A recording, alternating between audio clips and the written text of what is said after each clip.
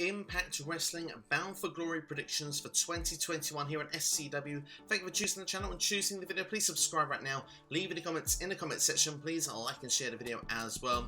What is always one of the most exciting shows on the calendar, Impact Wrestling, one of the biggest shows of the year, Bound for Glory, is taking place this weekend. And of course, going to give my predictions as well. We've got some exciting matchups. The Forbidden Door is open as well with superstars of AEW, AAA and New Japan all in the house. And of course, Mickie James also be involved, which of course she's recently done Empower for NWA. Rumours of potential surprises as well, so lots to dissect and go through here. I'm going to start with the main matches, working my way down the card, and to finish off we'll be talking about the Impact Digital Media Championship. So lots to look forward to, but going to kick things off straight in with the main event of this show. We've got the Impact World Champion Christian Cage, who of course is contracted to AEW, taking on Josh Alexander, who of course used option C. He was the X Division champion, chose to trade in to go for the World Heavyweight Championship. And what I really like about this story is, well, it's been sort of two baby faces, two Canadians, a lot of respect until towards the end here with that sort of summit we had this past week on Impact Wrestling, and we sort of seen more of a heel-ish sort of side of Christian, kind of saying, well, he wanted to face Josh Alexander, but in an old media press conference he was like, who? I've never heard of him. And Josh said, look, I've lost respect for you. I either lied then or you're lying now. And I like that we've put that little seed in there, because if one of them needs to be the heel, it should be the guy that's not from Impact Wrestling. Let's go back and think. Kenny Omega won this championship back at Rebellion back in April. He held it to August, September time when Christian won the championship. And now, we've got about 6 months or so without an Impact representative as their world champion. It's time to get behind the Impact superstar. It's time to bring that championship home. The question is it the right time for Josh Alexander to become the World Heavyweight Champion? Now, for me, he's an outstanding wrestler. He's one of the most underrated wrestlers in the game today, and I think he's going to really have a chance to showcase himself here, to show that he's not only worthy of being in the main event, but also worthy of carrying the Impact World Championship, because I'm going to predict that Josh Alexander is going to walk away with the gold. This is his time, Impact's time as well. Impact needs this even more than Josh does at this point, because I think we need to have someone with the Impact banner carrying that championship, walking through the Forbidden Door and picking up victories as well, because it does make Impact look a bit weaker the longer this goes on with their roster. So for me, Josh Alexander is going to win here, and I think it's like a passing of the torch. I think that that respect will be earned, and I think Christian at that point will shake his hand and say on the night, the better man won, and Christian will go back to doing his services to AEW, and I think that Josh Alexander will be waving the Impact flag as their world champion going forward. Next, let's talk about a match that in my opinion could be a main event in its own right, and we're talking about the Knockouts Championship, Deonna Purrazzo versus Mickie James in what arguably has one of been the best book storylines in wrestling at the moment.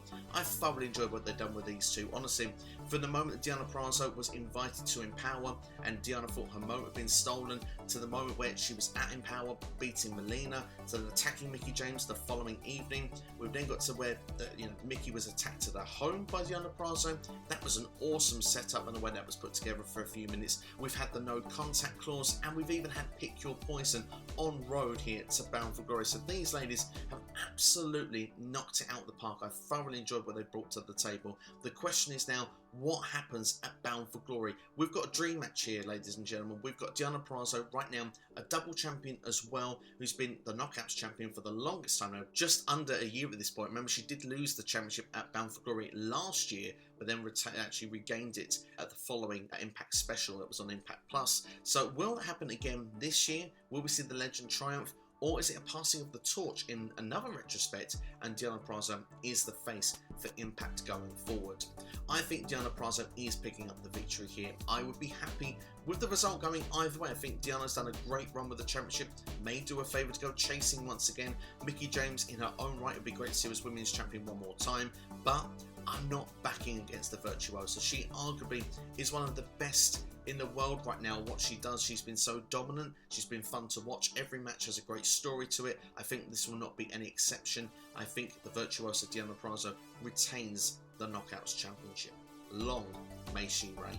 Next, let's talk about the Call Your Shot Gauntlet match. Of course, this is a Royal Rumble style match. 2 men will start off, and then every so often someone will come into the ring. We have 20 competitors in total, over the top rope, and both feet must hit the floor. And when it comes down to the final 2, that's when it becomes a pinfall match. So that's kind of a nice little twist to finish off this match. Now, one thing we know Chris Sabin and W. Morrissey were the final 2 in a battle royal to determine who would be number 1 and who would be number 20. There was like a number of competitors last week on Impact Wrestling. Chris Sabin was the runner-up in this, so he's now the number 1 for this match, and W. Morrissey has got the glorious number 20 spot. It would be hard to bet against him. Other superstars that we know will be in this match will be Brian Myers. We know Moose will be in there. Of course, Moose is actually almost got a bit of a team, a bit of a budding friendship, a business relationship, if you will, with W. Morrissey right now. And Rich Swann is also advertised for this match. But there's been so many superstars that were involved as well. You imagine the likes of, Laredo Kid will probably be involved as well. Matthew Rayvolt, we've got Ace Austin, Madman Fulton, probably all going to be in this match as well. But yeah, it's going to be very exciting to see who will walk out. There's a lot of star power in this match, and of course, the element of surprise could play its part as well. It seems like a foregone conclusion, someone like W. Morrissey winning on Impact here. You'd think, well, he looks so dominant that he would win this match coming at number 20. I don't think he's going to win this match. And is going to be someone in this match already announced? Or could we get a surprise factor? Many people sort of feel that we could get, Wyndham Rotunda that could appear at this show. Perhaps a Braun Strowman could appear at this show. How about Eric Redbeard? How about all 3 of them together? Could be like the cult of Wyndham that's been sort of going around in the rumor mill right now. Perhaps we'll get a Wyatt family-esque return. But I'm not sure if that happens here, because I'm going to call him Bray Wyatt for this particular moment. His non-compete clause is still going all the way to the end of the month, so it could be just too early for him to appear here at Bound for Glory. But I do wonder if Braun Strowman, which is Adam Scherr, I believe, going forward, I wonder if he will turn up and win this match, because I think he would be a very worthy candidate and would be a big time signing if Impact were to get him. Another that could be a surprise as well could be Buddy Matthews, aka Buddy Murphy. I wouldn't be surprised to see him in an Impact Wrestling ring. But I'm going to stick my money on Adam Scherr. I really think Braun Strowman will be the surprise person that comes in this match. I think he will win. And I feel sorry if it's Josh Alexander or Christian Cage that would be world champion after that, knowing that they'd probably have to face Adam Scherr. Next, let's talk about the Knockouts Tag Team Championships. We've got Decay, Havoc and Rosemary against the Inspiration. That's right, Cassie Lee and Jessica McKay. We're talking Peyton Royce and Billie Kay, formerly of the Iconics, are now in Impact Wrestling. I've got a championship match on their first evening. I loved the letter they gave to Gail Kim last week. It had to be read out loud, and then it was, if it's not an Australian accent, I thought that was absolutely genius. But what I will say is, for sure here, new tag team champions, I can't see any other way. The Inspiration, I can't wait to see what they bring to Impact, because their characters are going to fit in so well with the Knockouts division. With Decay, is just one of a number of teams that they can compete against. Of course, you've got Brandy Lauren and of course Kimberly, which are under that sort of Sue Young style gimmick going on at the minute. We've got as well the Influence with Madison Rain and Tennille Dashwood. That could be an interesting combo as well. And let's not forget Jordan Grace and Rachel Ellering also. So they're actually getting a number of tag teams now in this division, and a lot of people that the Inspiration can work with. I'm really excited to see what's going to happen, but one thing is for sure, I think the Inspiration walk out as Knockouts Tag Team Champions. Will Heath have Rhino as his tag team partner? If not, he says he's happy to go alone against Violent by Design. Of course, Violent by Design was sort of kicking Rhino to the curb, because Rhino kind of let him down far too many times, and Heath wants his partner back. He wants his buddy back. He's now back in Impact Wrestling. He's signed that contract. So will Rhino be by his side on the pay-per-view? I've got a feeling that Heath will probably start the match alone. I think Rhino will come in probably halfway through to get the hot tag, and then they'll get the victory over VBD. I think this will be a fun little good film moment for the evening. Rhino back with his friend as well. So this is something we've had to wait a long time for. He's been out for a long time with injury. Let's not forget, last year Bound for Glory, Rhino won the Call Your Shot Gauntlet match to make sure that he could get a contract.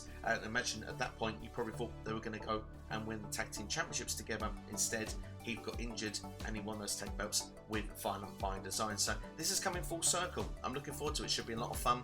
But I think Heath and Rhino will eventually be the partner, and I do think they'll pick up the W. We've got Trey, Miguel and Steve Maclin and El Phantasmo that will be competing in a three-way match for the vacant Impact X Division Championship. Now, they have had to go through a style tournament to get here. Three-way matches, not easy for me to say. Trey Miguel, of course, defeating Laredo Kid and Alex Zane in his qualifying match to get here. Steve Maclin defeated P.T. Williams and Black Tarouse to get here. And El Phantasmo just this past week defeating Willie Mack and Rohit Raju to get to this spot. So it's going to be interesting to see which of the three will do this. I have a feeling that El Phantasmo, even though he's part of the Bullet Club and he's coming in here, it would be great to see him as X Division champion at some point. I don't think the Forbidden Door is going to do him that favour just yet. Trey Miguel, you would say this has to be his moment. We've been waiting so long to see him win the X Division Championship, and I do feel, does there become a point if he doesn't win here that we give up in Trey Miguel? I wonder that with the Impact fan base. Let me know in the comments below. But Steve Maclin has been someone that's been on a roll. He has been literal mayhem. He's not been losing matches. He's been undefeated to this point. And although he doesn't have to be involved in the decision to lose this match, I have a feeling he's going to walk away as X Division champion.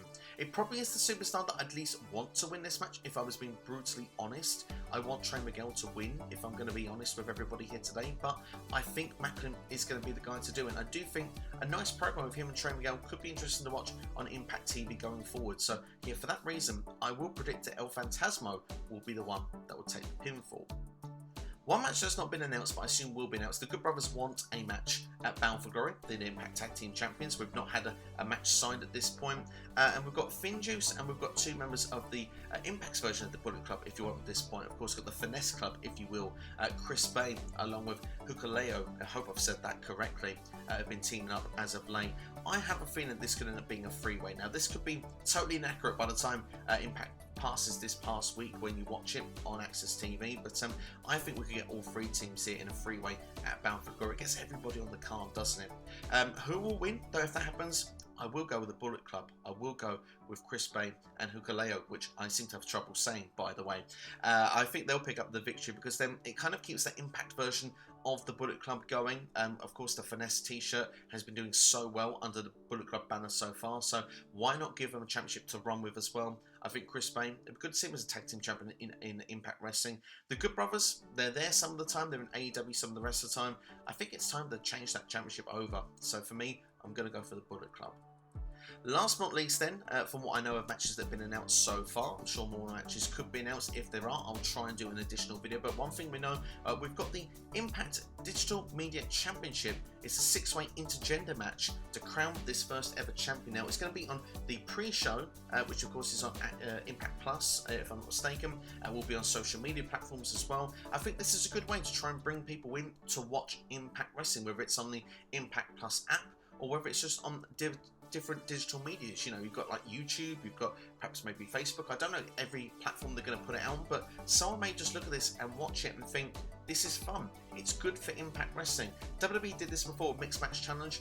Didn't give them the success they wanted, but I mean, WWE is on a bigger scale right now, where for Impact, this could bring some fans in. I think it could be a really ingenious move.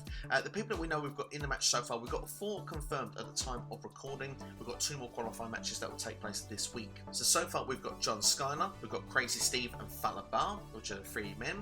We've got Jordan Grace, who's qualified so far. And then the other 2 qualifying matches, which I'll predict for you while I'm here. We've got Chelsea Green or Madison Rayne versus Alicia Edwards or Tennille Dashwood. So for me, I'm going to go for Chelsea Green. And I'm going to go for Tennille Dashwood, even though I think Alicia Edwards with the kendo stick could be a lot of fun to watch in this environment. So that's going to be my predictions who I think will be in the match. To give a prediction who I think will be the first champion, I'm going Jordan Grace because she's just legit, isn't she? It's great as well with that intergender rules as well. She can mix up with the men, mix up with the women. And I think she'd just be a really good representative for Impact to be the first ever digital media champion. So yeah, Jordan Grace will be my prediction. But that's my predictions. What are your predictions? Let me know in the comments below right now. I look forward to interacting with you. Please like, share and subscribe as well. And if you're into other companies, why not check out some of these videos on the side on your screen right about now. You've been watching SCW. Thank you for watching. Have yourselves a great day and enjoy Bound for Glory.